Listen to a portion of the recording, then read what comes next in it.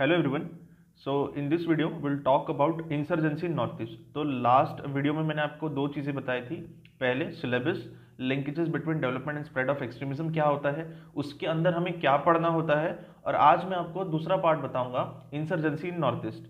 तो ये हमारा वीडियो का थर्ड पार्ट होगा। तो हमारा पहला सिलेबस ही चल रहा है जो कि linkages between development and spread of extremism, यही चल रहा है। इसके अंदर हमें दो चीज़ें पढ़नी होती है, पहला नक्सलिज्म होता है और दूसरा होता है इंसर्जेंसी इन नॉर्थ ईस्ट। ठीक है, तो हम इस पार्ट ऑफ द सिलेबस पढ़ते हैं। हमने लेफ्ट विंग एक्सट्रीमिज्म पढ़ लिया था, नक्सलिज्म देख लिया था कि उसके क्वेश्चंस कैसे आते हैं, उसके नोट्स में क्या बनाना होता है।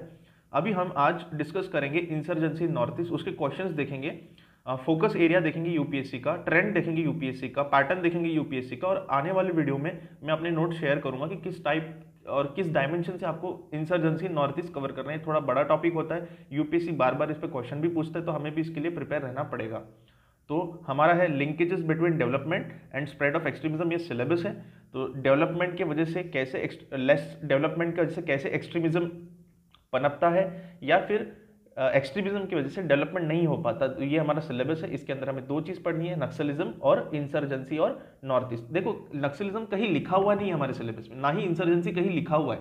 ये चीज़ें हमें इस सिलेबस के अंदर पढ़नी होती है, linkages between development and spread of extremism की, इसके अंदर दो चीज़ें पढ़नी होती है हमें। ठीक है, तो हमेशा की तरह हम वही करेंगे जो हम हमेशा करते हैं। हम सारे क्वेश्चंस को एक बार अरेंज कर लेंगे, फिर यूपीएससी के क्वेश्चंस को अरेंज कर लेंगे, देखेंगे। फिर उसके बाद कुछ प्रैक्टिस क्वेश्चंस देखेंगे हमारे इंस्टीट्यूट्स के कुछ कोचिंग वालों के।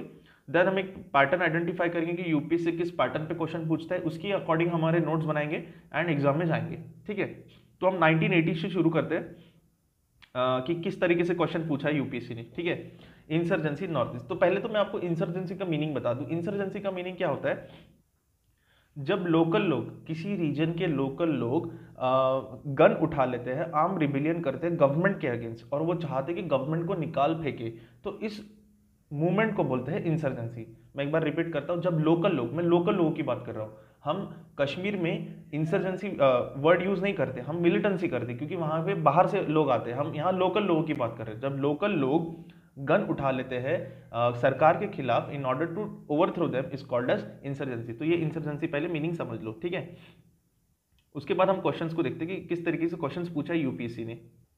तो हम इस क्वेश्चन को देखते हैं। 2017 में क्वेश्चन आया था इंसर्जेंसी नॉर्थ ईस्ट से। तो पहला क्वेश्चन क्या बोलता है, the north east region of India has been infested with insurgency for a long period of time.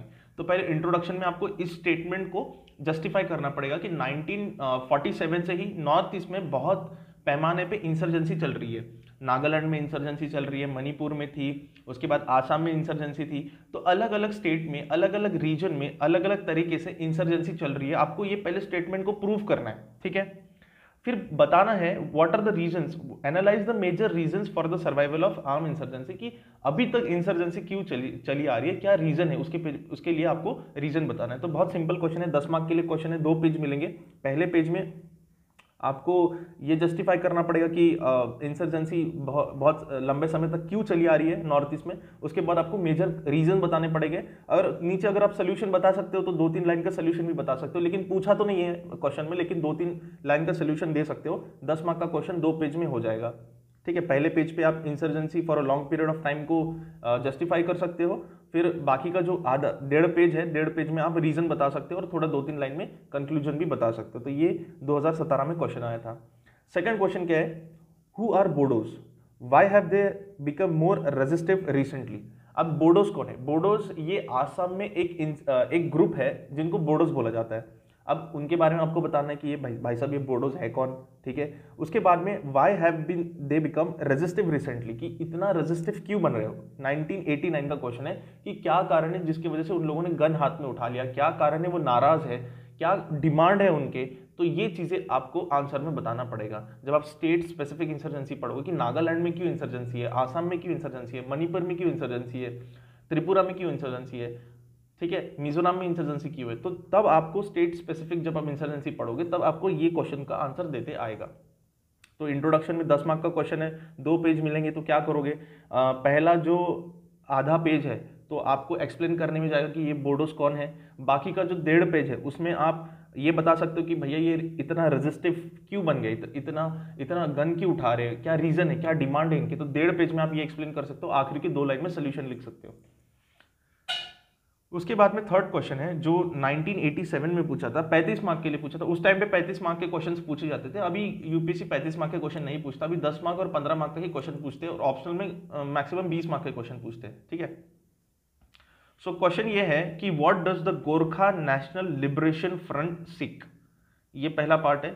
In what way are their demand different from earlier demand of Mizo National Front and demand for Khalistan. मैं आपको example समझाता हूँ कि इसका मतलब क्या है। देखो, गोरखा नेशनल लिबरेशन फ्रंट एक ऑर्गेनाइजेशन है, ये कौन सा ऑर्गेनाइजेशन, एक इंसर्जेंट ऑर्गेनाइजेशन है जो लोगों को मारता है, गवर्नमेंट के अगेंस्ट सिक्योरिटी फोर्सेस को मारता है, ठीक है। अब इनको क्या चाहिए, सबसे पहला तो ये पूछा कि भैया what they want to seek, क्या चाहते हैं ये लोग, इनका डिमांड क्या है। तो जब हम हमारे नोट्स बनाएंगे तो हम स्पेसिफिक इंसर्जेंट ग्रुप के डिमांड्स को भी पढ़ेंगे, तभी तो ऐसे क्वेश्चंस को सॉल्व कर पाएंगे, ठीक है। उसके बाद in what way are their demand different from Mizo National Front and Khalistan. तो खालिस्तान क्या चाहता था आपको पता, अगर जिन लोगों को खालिस्तान के बारे में नहीं पता तो वो अपना सेपरेट कंट्री मांगते थे।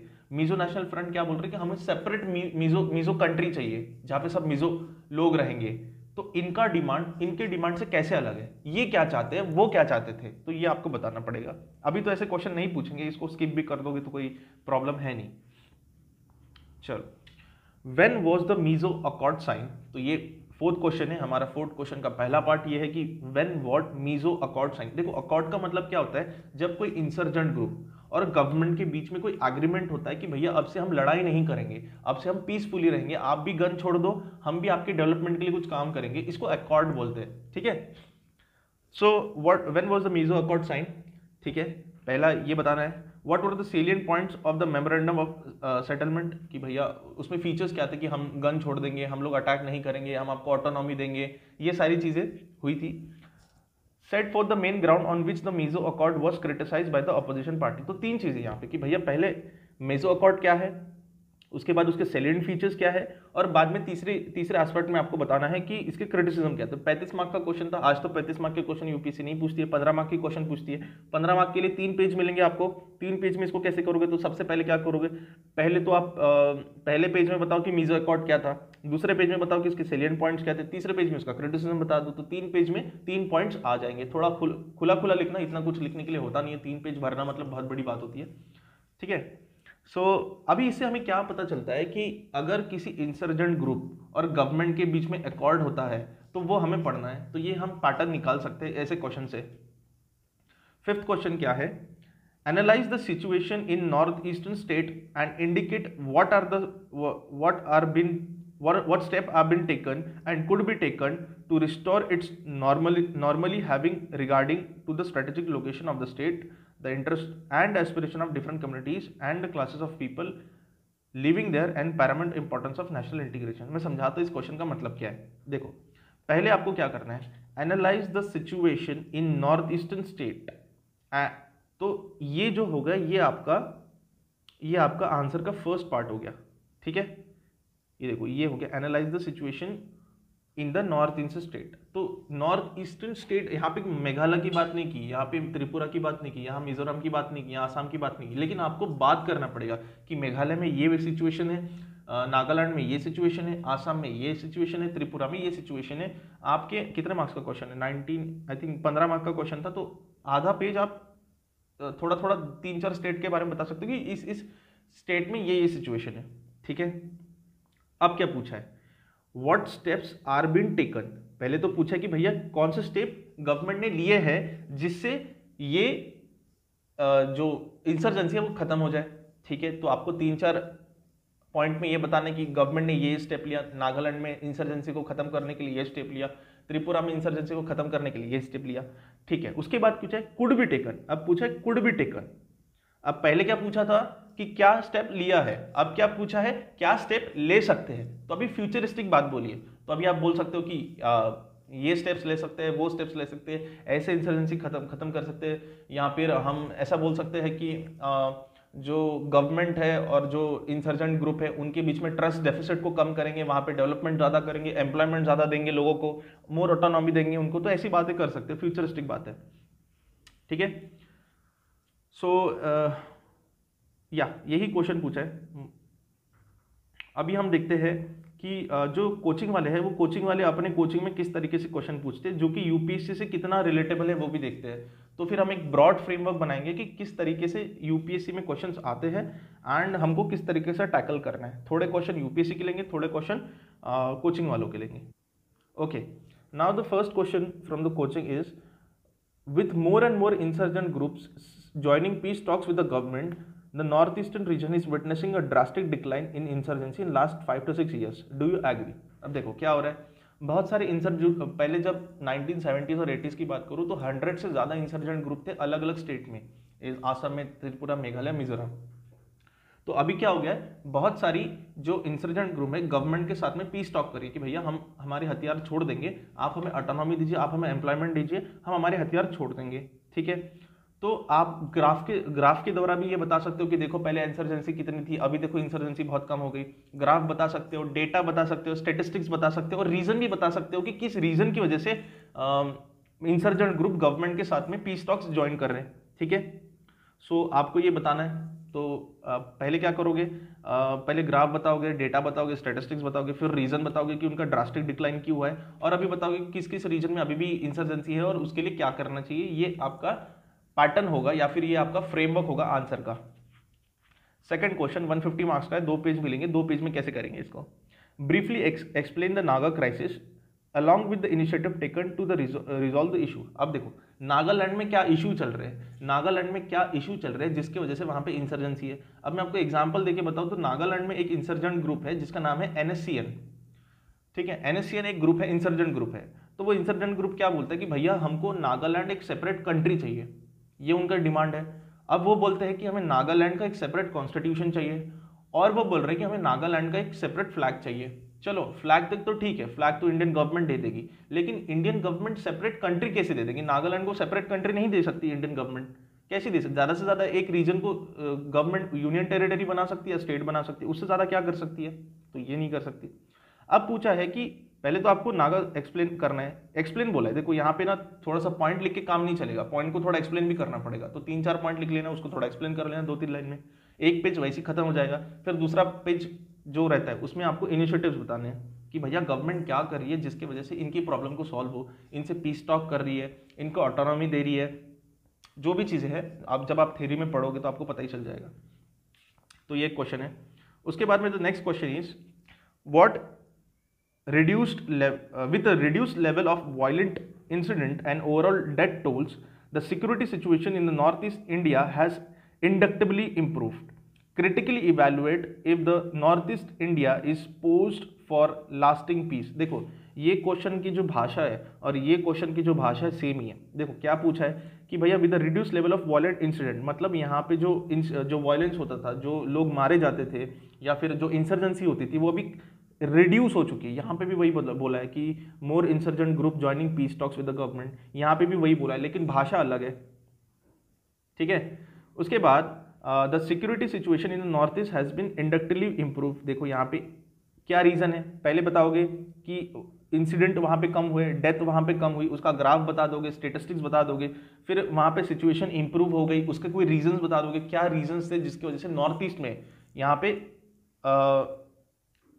सिचुएशन ज़्यादा इंप्रूव। देखो नॉर्थ ईस्ट वर्ड की यूज़ किया है, यहाँ पे आसाम, त्रिपुरा, मेघालय, मिजोरम की बात नहीं की। तो आपको बताना है कि भैया ये स्टेप्स लिए थे, इसी वजह से नागालैंड में सिचुएशन इंप्रूव हुई, ये स्टेप्स लिए थे इसी वजह से यहाँ मिजोरम में सिचुएशन इंप्रूव हो गई। ठीक है, उसके बाद में critically evaluate if the north East India is poised for lasting peace. तो आपको ये बताना है कि नॉर्थ ईस्ट में अभी हम इस सिचुएशन पे पहुंच गए हैं क्या कि अभी वहां पे पीस होने वाला है।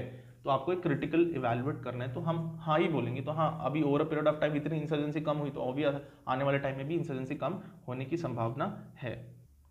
नेक्स्ट क्वेश्चन क्या बोलता है, नेक्स्ट क्वेश्चन ये बोल रहा है कि extremism is a major hindrance to the development of the region. ये आप इस स्टेटमेंट को प्रूव करके बता दोगे कि एक्सट्रीमिज्म की वजह से बहुत ज़्यादा प्रॉब्लम होती है डेवलपमेंट में। Discuss in the context of north east reason के बारे में बताओ। तो आप बताओगे कि देखो एक्सट्रीमिज्म है इसीलिए वहाँ पे एम्प्लॉयमेंट नहीं है, फिर आप बताओगे एक्सट्रीमिज्म है इसीलिए वहाँ पे कोई इन्वेस्टमेंट नहीं करना चाहता, एक्सट्रीमिज्म है इसीलिए कोई नागालैंड टूरिज्म करने नहीं चाहता, एक्सट्रीमिज्म है इसीलिए वहाँ पे FDI फॉरेन डायरेक्ट इन्वेस्टमेंट नहीं आ पाता है, एक्सट्रीमिज्म है, इसीलिए वहाँ पे गवर्नमेंट के इंफ्रास्ट्रक्चर नहीं है, ज़्यादा ट्रेन नहीं है वहाँ, रोड्स नहीं है वहाँ।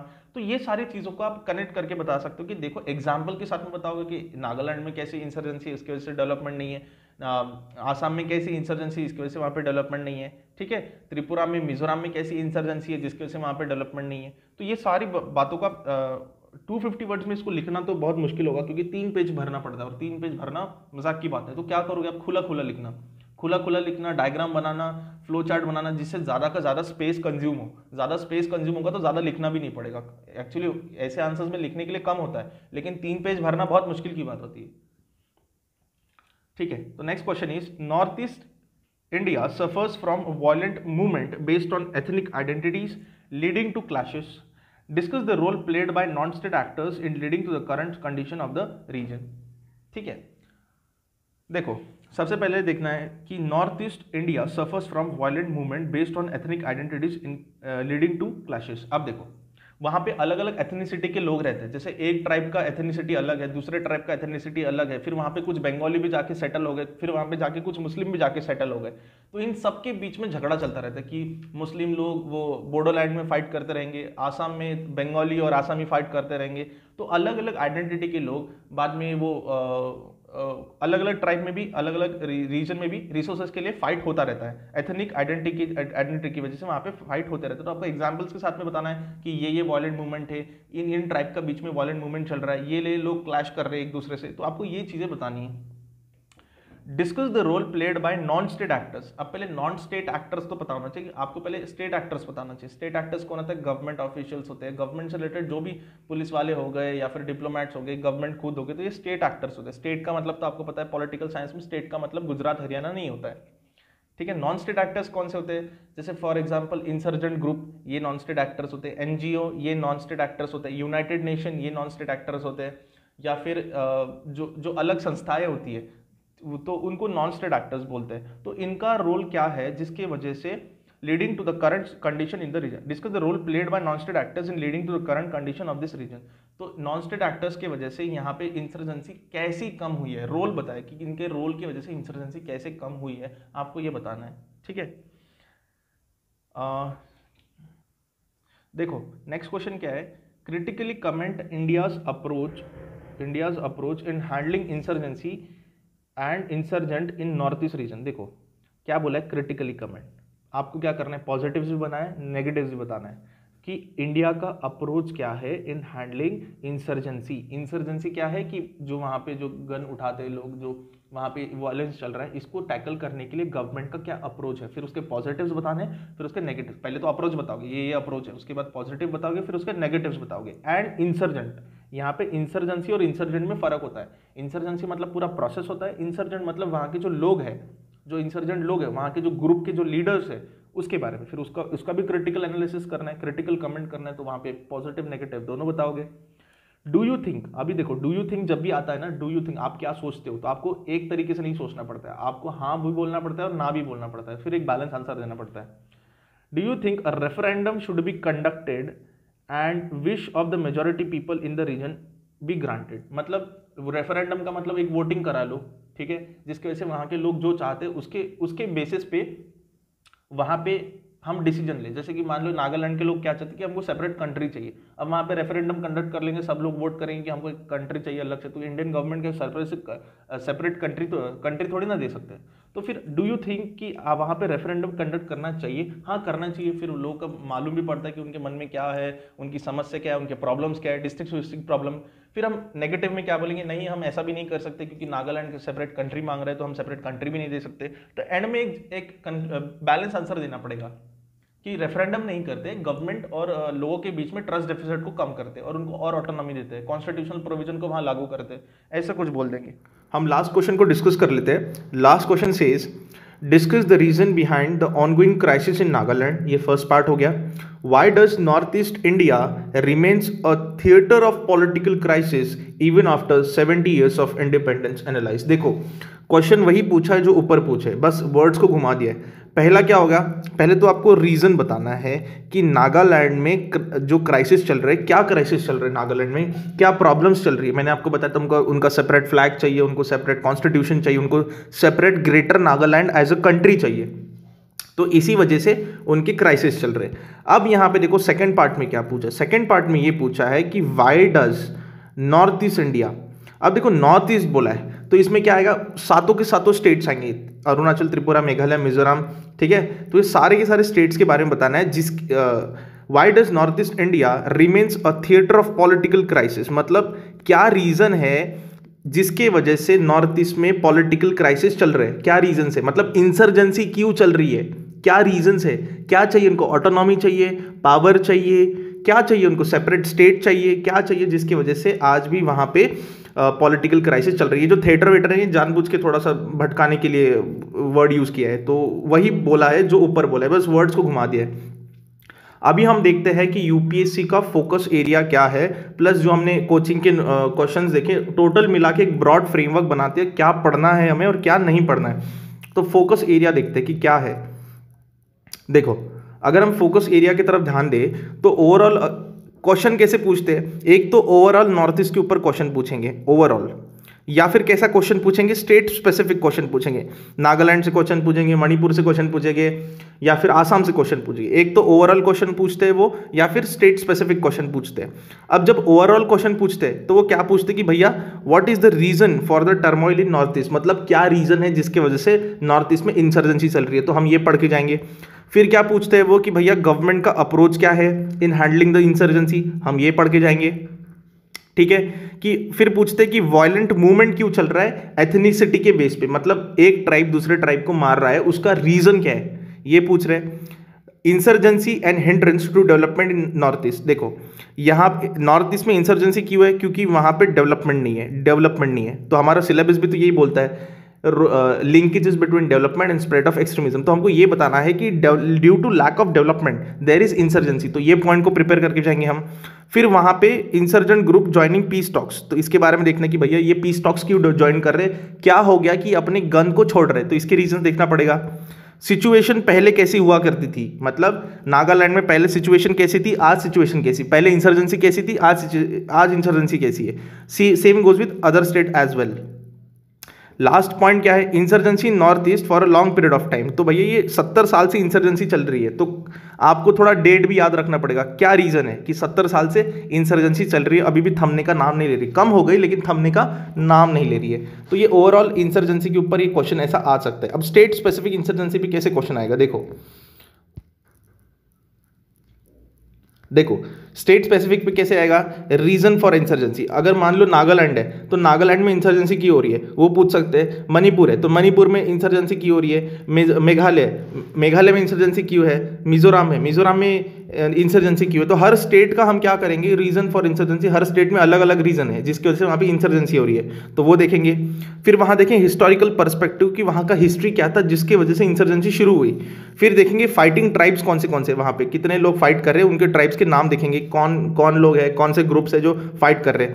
फिर देखेंगे कि इन ग्रुप्स की डिमांड क्या है, ऑब्वियसली फाइट कर रहे हैं, जानबूझ से तो कर नहीं रहे, कुछ ना कुछ डिमांड होगा इसीलिए फाइट कर रहे हैं। उसके बाद कोई अकॉर्ड साइन हुआ क्या, मान लो एक इंसर्जेंट ग्रुप है और गवर्नमेंट है, दोनों के बीच में एक अकॉर्ड साइन होता है। अब वो अकॉर्ड साइन होता है तो उसका कुछ क्रिटिसिज्म है क्या, मान लो नागालैंड में एक ग्रुप है और गवर्नमेंट है, अकॉर्ड साइन हो गया, वो अकॉर्ड क्या था, उसका क्रिटिसिज्म क्या है। मान लो एक ग्रुप है मेघालय में और गवर्नमेंट, इनके बीच में एक अकॉर्ड हो गया, तो हर स्टेट में बहुत सारे ग्रुप है जिसका अकॉर्ड हुआ गवर्नमेंट के साथ में, उस अकॉर्ड को हमें पढ़ना है और उसके क्रिटिसिज्म को पढ़ना है। उसके बाद में हमें क्या पढ़ना है, फोकस एरिया क्या है यूपीएससी का, कि भैया पास्ट में कैसी सिचुएशन थी, प्रेजेंट में कैसी है, गवर्नमेंट की स्ट्रेटेजी क्या है, और कुछ एग्जाम्पल डेटा मैप्स वगैरह भी बनाना पड़ेगा जिससे हमारा आंसर एनरिच लगेगा। तो ये स्टेट स्पेसिफिक इंसर्जेंसी के ब्रॉड थीम है जिसके ऊपर हमें नोट्स बना के जाने हैं। और क्या है, देखो नागालैंड में फोकस एरिया क्या है यूपीएससी का, नागालैंड में क्या पूछ रहे हैं कि भैया रीजन क्या है क्राइसिस का, क्या ऑनगोइंग क्राइसिस का रीजन क्या है वहाँ पे। फिर नागास के बारे में पूछा है और गवर्नमेंट का स्टेप क्या है इन इशू को सॉल्व करने के लिए। तो नागालैंड से तीन बारी क्वेश्चन आए और तीन ये फोकस एरिया है कि भैया रीजन क्या है इंसर्जेंसी का, वहाँ के लोग कौन है जो इंसर्जेंसी कर रहे हैं और उनका डिमांड क्या है और गवर्नमेंट का अप्रोच क्या है इसको, इस क्राइसिस को सॉल्व करने के लिए। आसाम से क्या क्वेश्चन पूछा है, आसाम से क्या फोकस एरिया है कि भैया वहाँ के लोग कौन है प्लस उनकी डिमांड क्या है। देखो यहाँ पे भी डिमांड पूछा है, यहाँ पे भी देखो रीजन, ये भी यहाँ पे डिमांड, मतलब रीजन क्या है, डिमांड है इसलिए तो रीजन है ना। यहाँ पे पूछा है हु आर बोडोस, यहाँ पे पूछा है हु आर नागाज, ठीक है। अब देखो उसके बाद हम मिजोरम पे जाते हैं, तो मिजोरम से क्या क्वेश्चन पूछा है, फिर से डिमांड पूछा है कि भैया उनकी डिमांड क्या है, यहाँ पे भी देखो उनकी डिमांड क्या है, यहाँ पे भी देखो ऑनरेंट रीजन पूछा है। फिर क्या पूछा है, मीजो एकॉर्ड और उसके सेलियंट फीचर और उसके ड्रॉबैक। तो अगर कोई एकॉर्ड साइन होता है, आसाम में भी अगर कोई एकॉर्ड साइन होता है तो उसके ड्रॉबैक्स को हम पढ़ेंगे, उस एकॉर्ड के बारे में हम पढ़ेंगे। मणिपुर से अभी तक कोई क्वेश्चन नहीं आया है और त्रिपुरा से भी कोई क्वेश्चन नहीं आया है शायद से अभी तक, हाँ त्रिपुरा से भी अभी तक कोई क्वेश्चन नहीं आया, अरुणाचल प्रदेश से भी कोई क्वेश्चन नहीं आया। मतलब ये हमारे प्रायोरिटी स्टेट्स है, नागालैंड, आसाम, मिजोरम, मणिपुर, ये हमारे प्रायोरिटी स्टेट्स है, ठीक है। तो ये स्टेट्स को पढ़ के जाना है। अभी इस वाले सेक्शन में मैं क्वेश्चन पेपर को डिस्कस किया और फोकस एरिया देखा यूपीएससी के। आने वाले सेशन में मैं आपको नोट शेयर करूंगा मेरे कि मैंने नोट्स कैसे बनाए, ठीक है। क्योंकि अगर अभी शेयर करूंगा तो बहुत बड़ा वीडियो हो जाएगा। अभी आप क्वेश्चन को देखो, डिमांड को समझो, फोकस एरिया को देखो और उसके हिसाब से नोट्स बनाएंगे, ठीक है। और फिर मैं कल रिसोर्सेज भी बताऊंगा आपको नेक्स्ट वीडियो में कि कहाँ से इसको कवर करना है, ठीक है। तो आज के लिए इतना ही।